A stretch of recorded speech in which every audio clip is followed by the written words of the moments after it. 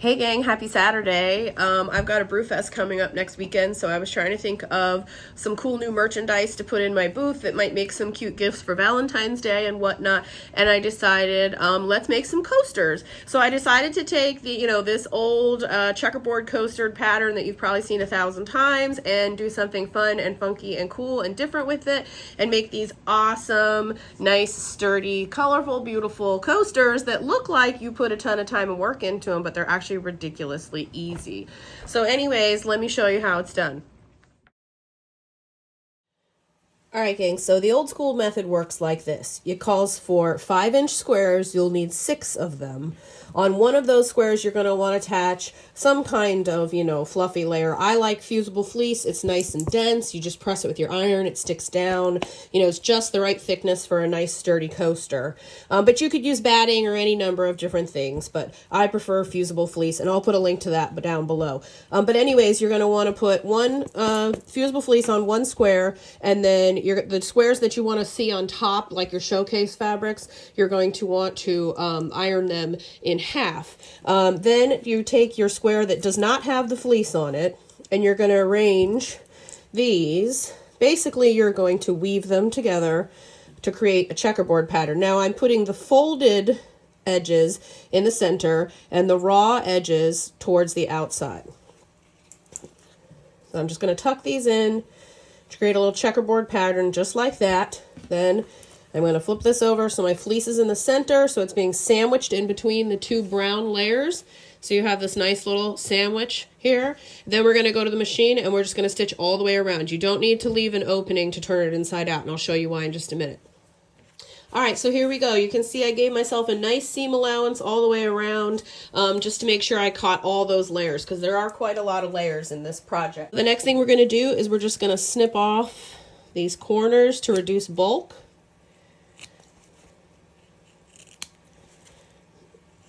And then we're going to use our knitting needle or a chopstick, whatever you have handy. You could use a dull pencil. And we're going to turn this inside out. Try not to stretch it out of shape too much.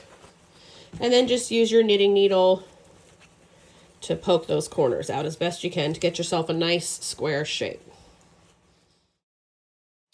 Okay, so like I mentioned, there's a million different versions of this same pattern on YouTube. So some of them call for just being done just like this nice little woven coaster. And I've even seen things where people stick the base of their wine glass into this part of the coaster, almost like a wine glass koozie on the bottom. That's cool. It doesn't seem really functional to me as a wine drinker. It just looks like something that would tip and fall over. I was also thinking about the fact that, some people recommend putting a finishing stitch around the edge like that. I definitely would do that because I'm thinking like this is going to go in the wash, like this is going to change shape, So these were all the things I was thinking about when I was looking at this pattern. The other thing is we used one of the squares, for this inside piece. Like that to me just seems like a complete and total waste of fabric to just be sitting inside there unless I had a plan to use this, like I said, as a wine glass koozie. But to me that just seems like a cheesy idea. I want a nice sturdy coaster. So I was looking at this design and thinking, okay, how can I do this so that I am more efficient with the amount of fabric I'm using? So I'm using up actual scraps, not just nice 5-inch squares. And how can I make this more sturdy and more durable? Wine koozie, anyone? Anyways, the first thing that I started thinking about how can I make some adjustments to this pattern just to make it a little cool, more functional, a little more snazzy, was that I have so much awesome scrap fabric, especially left over from all the masks that I made. I have lots of things that are, this shape and size. I mean, look at these space cats. Like, who doesn't want a pair of space cat coasters? Are you kidding me? But I can't get to, a lot of these are 9 inches from the size of the mask that I was making. So I can't get 2 squares out of this, and I hate to be wasteful, but I have piles and piles and piles of this stuff. So my first thought was, okay, instead of trying to comb through all these scraps and find out what I can get 5-inch squares out of, I'm just gonna sew a whole bunch of these together to make one chunk of fabric, and then I'm gonna cut the squares out of that. So the other thing that occurred to me was 6 5-inch squares. That's an awful lot of fabric for one coaster. So maybe I can reduce that by just a little bit. And it occurred to me, like, this interior, unless you're gonna use this like literally as a wine cozy, whatever, which, you know, maybe you're really into that, and if so, that's great, that's awesome. But this piece of fabric inside here is completely pointless. Like, nobody's ever gonna see it. So why even bother with that layer? So here's what I did. I took a whole bunch of all my awesome fabrics that I loved, and I stitched them together like this. Then I cut that up into 5-inch squares, so you can see that there. And then instead of folding them in half and ironing them, I took, you know, all these funky, cool little patchworky squares, and I folded them into a triangle. So I'm going to bring you in closer. I'm going to show you how to weave the triangle together exactly like we did before, but it gives it just a whole new awesome look, and it looks like you did all this crazy patchwork, but you didn't really. All right, so here we have 5 squares instead of 6, so we saved ourselves a little bit of fabric that way. I've got my one piece with my fusible fleece on it, and there is one step that is different in this. In the last one, you saw me place the fusible fleece so that the black was on the back. This time, we're going to put it in the opposite direction. So the fusible fleece is touching the table, and then we're going to go ahead and weave our fabrics just like we did before, raw edges on the outside. If you have a couple little gaps like this, that's not a big deal. You just give yourself a decent seam allowance so that you make sure you catch all those layers like we were talking about. I love that there's just these little splashes of the cannabis fabric because, as you've probably heard me mention quite a few times before, cannabis fabric, at least in my booth, in my experience, sells really well. And I've got the Frosty Brew Through coming up next weekend, so I'm really excited to have these on the table and see how well they do. I think people are just going to absolutely love them. So as you can see, just weaving it together. Each side has one overside and one underside, just like we did before. It looks a little bit fancier. Look how cool that looks, all those different dimensions, all those different bright colors and fabrics. And these are all pieces that would have been too small if I'd just stuck with that 5x5 square. So I'm going to do the same thing, nice seam allowance all the way around, and then we'll bring it back and turn it inside out. One great little tool I should mention are these little binding clips. You can get them on Amazon super cheap. I'll put a link to them in the description down below. If you don't have them, you can use pins. It just makes it way easier to hold it together as you're stitching it, especially if you're making a large pile. So we're going to take one off so we don't hit it with our machine. I'm just lining everything up. Like I said, I'm going to give myself a nice 1/4-inch seam allowance. I just like to run off the edge of my presser foot. Back stitching, I'm just using my basic stitch. And then I'm going to leave my needle down when I turn the corner so I don't lose my place. Making sure to keep my little edges from shifting. I want to have a nice little bite of fabric on each corner just because we are going to come back and trim that with our scissors to reduce bulk. Line up this last edge.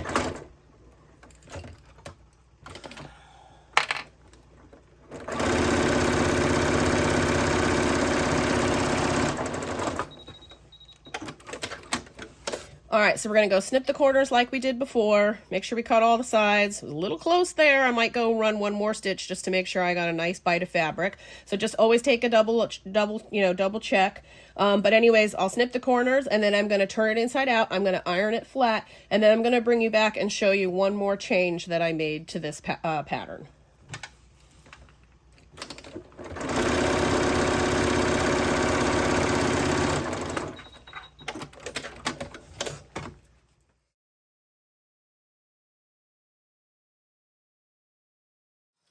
All right, so here we go. Already, look how awesome that is. It looks so much cooler than the old school way of doing it. So what you can see is, because we left out that one little extra square, you can see the fusible fleece in here.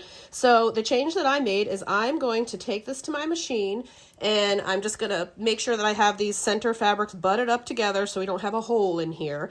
And I'm going to stitch down all of these open edges, and I'm going to add a finishing stitch around the outside edge. I really like that because it's gonna make it much sturdier and more denser. And then if I gotta throw it in the washing machine and stuff like that, it's gonna hold up much longer over time. And that's something I really care about. I like to make things that are quality, they're gonna last, and think how cool would it be to give somebody a cute little apron with a matching set of coasters. The other thing you can do is you can do this exact same pattern, only a little bit larger, and make pot holders. So this is just an awesome, funky pattern that, you know, is a lot of versatility. You can even slip a little loop in here if you did the pot holder and just tuck it in to this seam before we stitch it shut. So I'm going to take this to the machine, stitch it shut, and then we'll show you how great our finished product looks. All right, so like I said, I'm just making sure that I have all these edges butted up together, so I don't see any of that little bit of the fusible fleece. And I'm gonna run like an X straight stitch across both sides. Because it's a little bulky, you probably need to go a little bit slower. Also, if you're having trouble with the bulkier edges fitting under your presser foot without getting jammed, you can always adjust the level of your presser foot over here and bring it up a little bit higher to give yourself a little more room to work your way through.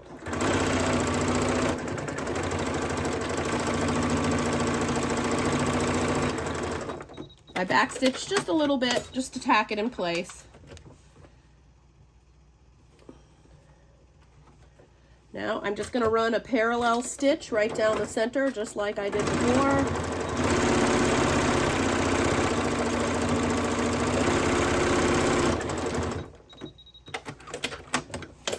All right, so that's one side. Now I'm going to do the same thing from the other corners.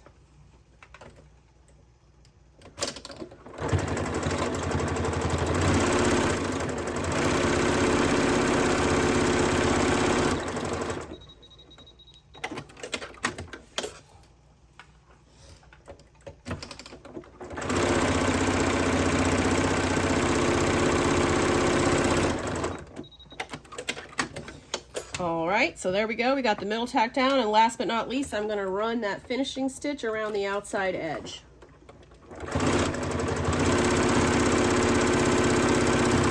And this area is a little bit more bulky. If you feel like your machine is having trouble punching through these thicker layers, you probably need to change your needle. A nice sharp needle should go right through.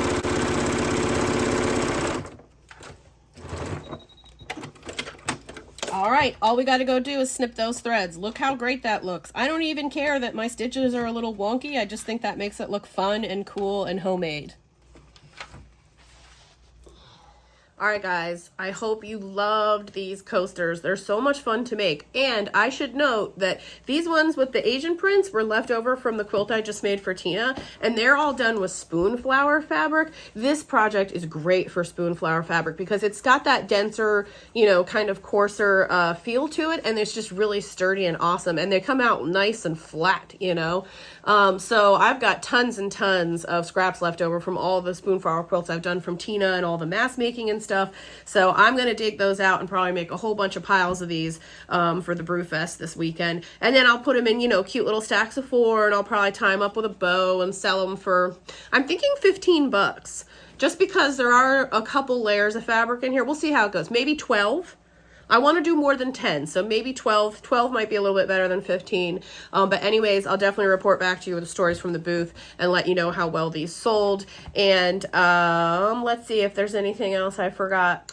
Oh, that's right. I should mention, if you want to adapt this pattern to make a pot holder like I was talking about, you're going to lose about 1 inch all the way around. So these come out to right about 4 inches.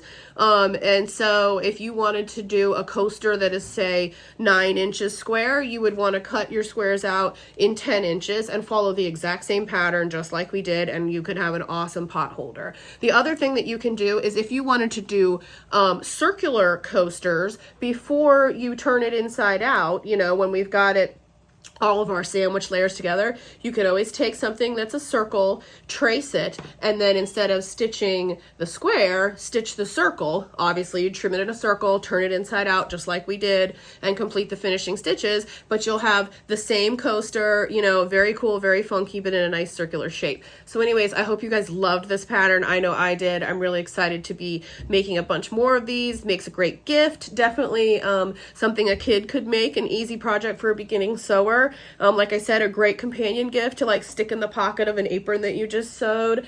So I'll post the apron videos, you know, down below in the links and at the end of here. So if you're thinking about a really special gift for somebody, you know, keep that in mind.